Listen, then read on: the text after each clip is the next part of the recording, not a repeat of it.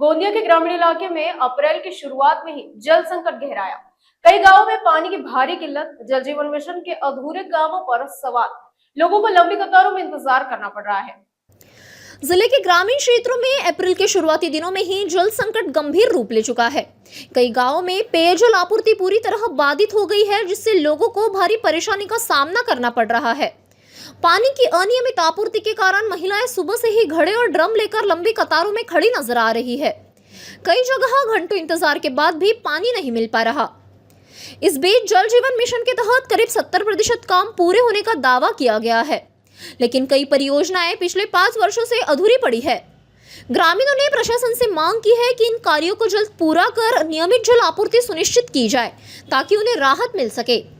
म्हणजे आमच्या गावी दरवर्षी नाही का पाण्याची म्हणजे चौथ्या किंवा तिसऱ्या महिन्यापासूनच अडचण असते आणि पाण्यासाठी म्हणजे आपल्या गावीमध्ये उपलब्ध पाण्याची काही सोय नाही आणि त्यांच्यासाठी नाही का पाणी वगैरे भेटत नाही।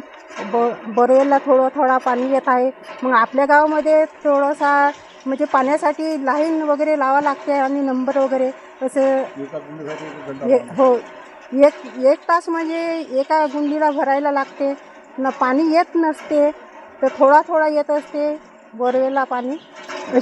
माझी अशी मागणी आहे की जल जीवनचे कामं पूर्ण करावे अशी हे शासनाकडे अशी मागणी आहे आमची। पाण्याची खूप समस्या आहे। धोबी सराड पहिलेपासूनच खूप अडचणीचा सामना करतात लोक, परंतु या गावामध्ये जलजीवनची योजना मंजूर आहे जिल्हा परिषदमधून, पण आतापर्यंत ती योजना पूर्ण झालेली नाही। 70% झालेली आहे, पण 30% काम बाकी आहे। आमची शासनाकडे एवढीच मागणी आहे की त्यांनी 30% काम पूर्ण करून लोकांना लवकरात लवकर पाणी मिळावं याची लवकरात लवकर आश्वासन म्हणजे काळजी घ्यावी।